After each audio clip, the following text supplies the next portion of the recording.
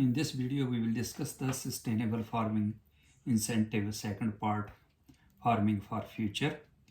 And here, generally discuss how much you will get paid and eligibility and management control. Number one, when and how much you will get paid. Your agreement document will set out a summary of your payments. This includes the total annual payment value for your selected SFI actions, additional payments where relevant, and the indicative SFI management payment. Section 2.2 explain how your payment is calculated. Your annual payment schedule. This sets out a summary of the total payment you will receive for each year of your agreement and for the entire agreement period. Under an SFI agreement, your annual payment value is paid in quarterly installments.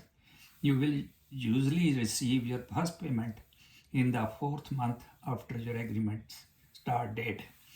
Unlike previous environment schemes such as countryside, stewardship, you do not have to submit an annual revenue claim to get paid.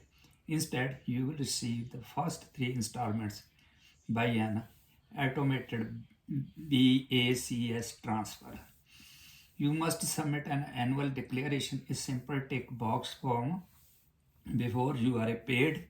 The fourth installment, read section of 12.1, submit your annual declaration to find out what you must submit each year to get paid your fourth installment. Your payment statement. The RPA will usually email your payment statement to you a few days before you get paid. The payment statement tells you how much you will be paid, the payment date, how your payment has been calculated. How your payment is calculated. Your SFI agreements total annual payment value is based on what you have entered into your selected SFI actions in hectares, meters, square meters, for the traditional buildings, or the number of features such as pounds as relevant.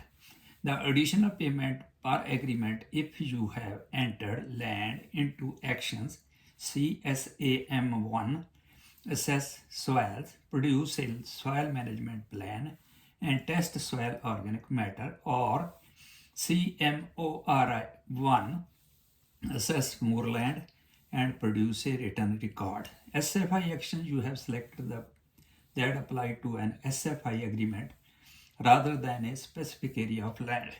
Agreement level action. These are actions CIPM1, Integrated Pest Management Assessment, and CNUM1, Nutrient Management Assessment. The SFI management payment relevant to the year of your agreement. The additional common land payment for group agreement if applicable. You will not be paid under SFI for activities you have already required to do by SFI management payment. The SFI management payment is paid to you for entering and managing your SFI agreement. For up to the first 50 hectares you enter into an SFI action, you will be paid $40 per hectare for the first year of your agreement, for $20 per hectare for the following 2 years of your agreement. The RPA will calculate the area for the SFI management payment based on the following SFI action in your agreement.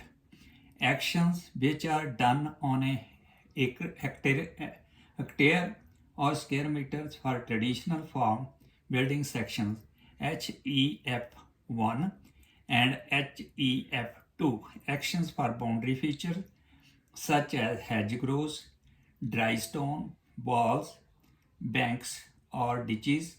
The RPA will calculate a notional hectare based on the length in meters you enter into these actions.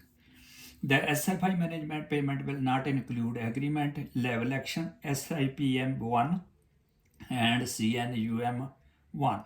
Feature-based actions such as action WBD1 manage bonds. The SFI management payment will only be made for one SFI agreement for each foreign business SBI. If you enter more than one agreement, it will be paid for you 50 hectare entered into the live agreement which started first.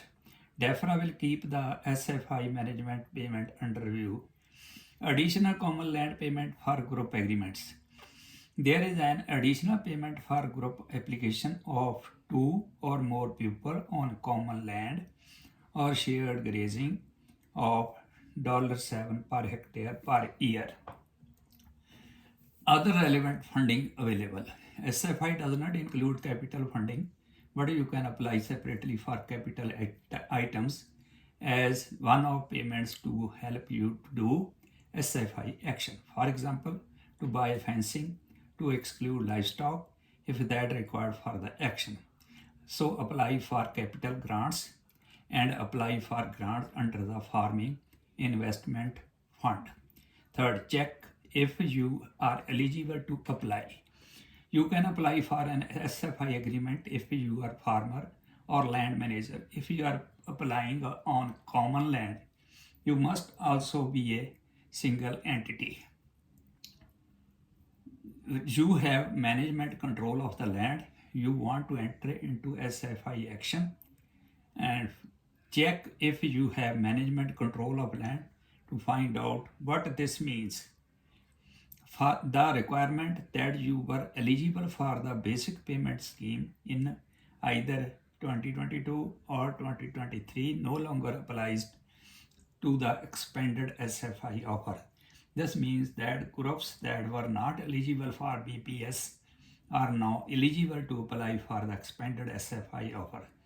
This includes groups such as new entrant, non-farming land managers, and small holders. If you have received a lump sum exit scheme payment, if you have received a payment under the lump sum exit scheme to leave or retire from farming as an individual, you are not eligible to apply for an SFI agreement unless you repay the lump sum. As a partnership or limited company, if only some partners or shareholders left the business, the remaining partners or shareholders can apply for SFI agreement without repaying the lump sum. If you receive delinked payments,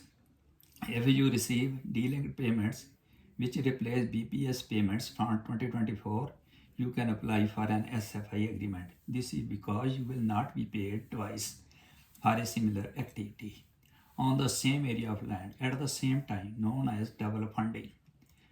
Now, eligibility of public bodies. A public body is a formally established organization that is publicly funded to provide a public or government service. Public bodies can apply for an SFI agreement, but only if they will not be paid under SFI to complete activities that are already required for statutory duty, which means they are part of the public body's obligations, paid for by other funding sources. As this would be double funding, public bodies include crown bodies, including all government departments, executive agencies, and trading funds, non-department public bodies, local authorities, national park authorities, park corporations, parish councils, and former college farms are not considered public bodies.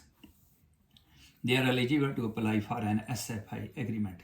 If you are a tenant on land owned by a public body, you can only enter that land into an SFI agreement. If there is no double funding, read the section 4.2 and check if you have management control of land. You must have management control of the land parcels you enter into your SFI agreement for the entire duration of the SFI action you select for that land. This includes any landscape features such as hedgerows or ponds.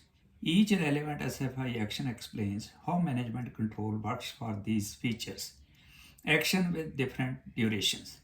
as their SFI action with different durations, usually 3 or 5 years, and action's duration may be shorter than the duration of your agreement.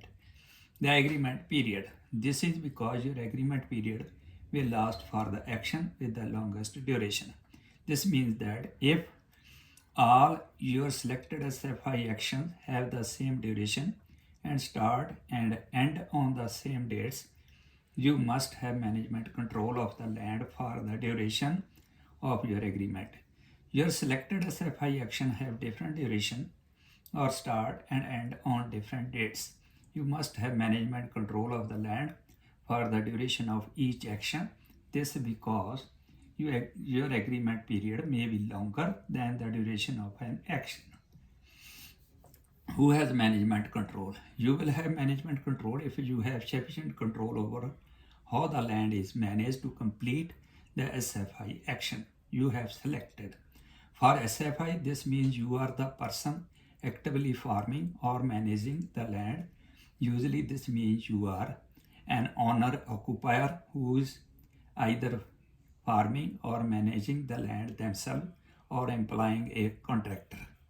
A tenant with a farmer business tenancy under the Agriculture Tenancy Act 1995 or an Agriculture Holdings Act 1986 tenancy, read section 4.2, land you occupy under a tenancy agreement.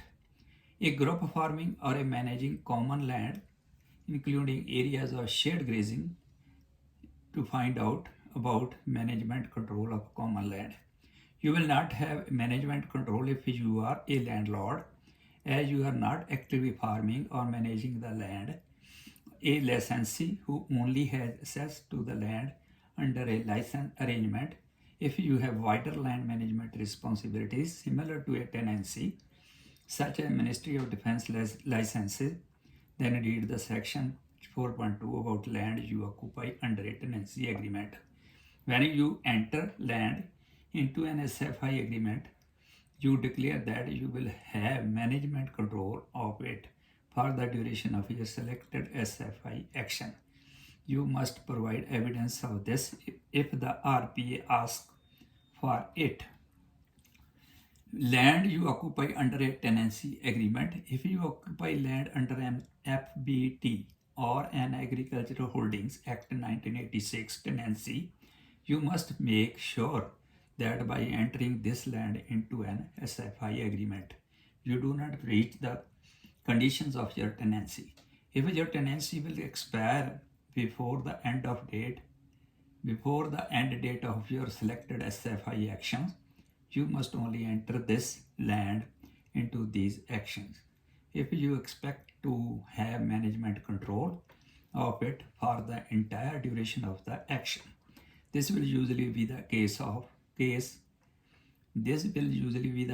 if, for example, you occupy land under an FBT granted for a term of more than 2 years that you expect to continue on a rolling year by year basis, 2 years or less, that you expect your landlord to renew when the term expires. If you are not sure of if your tenancy will continue or be renewed, you need to check this with your landlord before you enter the land into an SFI agreement. Unexpected loss of management control. You must tell the RPA in writing if you unexpectedly lose management control of your agreement land before either your SFI agreement ends, the relevant SFI action end date. You must do this in writing as soon as possible.